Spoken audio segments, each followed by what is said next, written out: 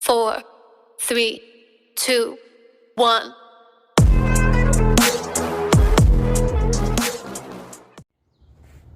What's up, guys? Don't forget to smash the like button, subscribe, do all that wonderful stuff. Help me, help you, help me.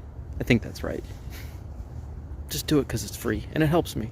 And I'm about to give you a bunch of great information, so please subscribe. All right, guys, I'm going to tell you why specifically I purchased a 2004 F-150, and this is very, very, very, very specific.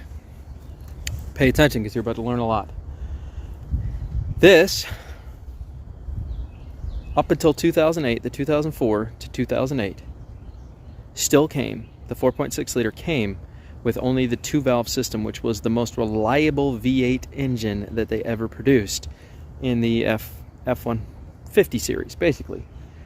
After 2008, they started introducing the 3-valve engines, which ended up having variable timing components and cam phaser issues and all sorts of timing problems.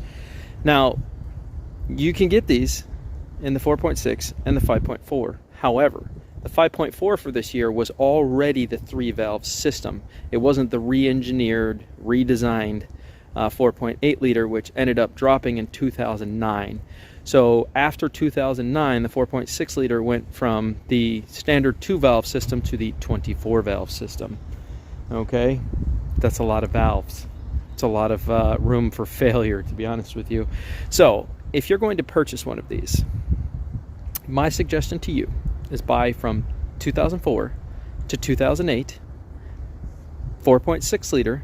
It produced roughly 231 horsepower. Still a fairly good size, engine. It wasn't the fastest, but it had a towing capacity rating of 9,500 pounds. That's pretty darn good for a small V8.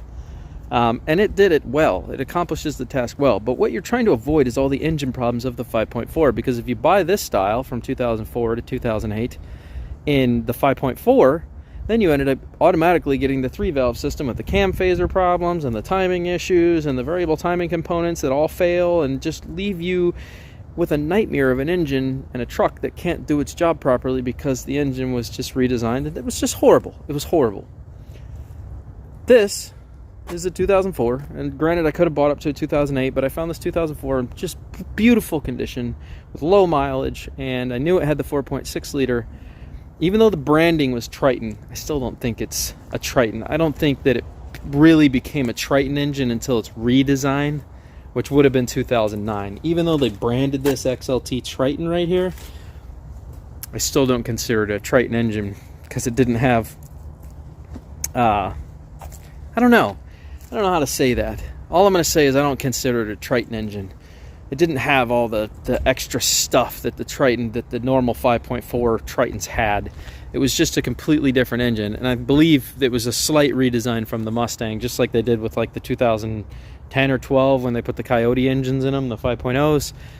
I mean, it's basically a Mustang engine in your truck. I don't know why they're calling them Tritons. Now that makes sense to call it Coyote, but it was a redesign as well, so whatever. I don't really know how Ford does things, nor do I care. All I'm trying to do is tell you that if you're looking for reliability and you want a truck that's going to give you the least amount of problems and an engine that's going to do its job, still be a V8, and get the job done with little to no problems, then my suggestion to you is get the 4.6 liter V8 from 2004 to 2008, because after 2009 they redesigned the entire engine and it was just full of plagued failures and horribleness. Same thing with buying this year from 2004 to 2008 with the 5.4 liter. Same thing. The 5.4 was 3-valve system, variable timing components, cam phaser failure, just ridiculousness. Save yourself the problems. Get yourself the 4.6. I think you'll be a lot happier. I chose this one because I don't like the original bubble bodies. I used to have a 2001 or 2 F-150, and it was pretty good. I didn't like the bubble body style. It was still the 2-valve system at the time, so it was a super, super duper reliable engine. Even though it was a 5.4, it was still a super reliable engine because it was the 2-valve. Once we entered into this body style, they obviously redesigned and revamped the motor, my understanding. But I can tell you right now, the 4.6 liter V8 from this year to 2008 is going to be very, very, very, very reliable. Also, the transmissions in the years of the make for this were very reliable as well. Very few problems if you cared for the transmission, you took care of it how it was supposed to be taken care of.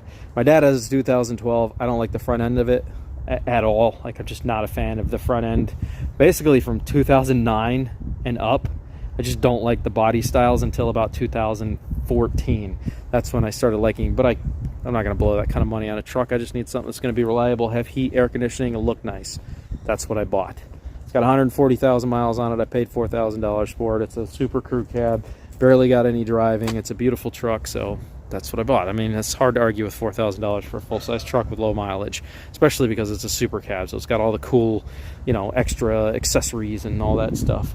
So anyways, guys, I hope that helped you make a decision on purchasing through these years of F-150s, because that's really good information to know if you're going to be buying one of these. Avoid the 5.4 liter in these years and up, because they're just plagued with problems. Don't do it to yourself.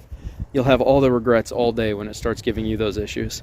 So stick with the 4.6 liter V8. It'll get the job done. All right, guys, I'll catch you on the flip. Smash the like button, subscribe, do all that wonderful stuff. I'll catch you on the next video. Toodles.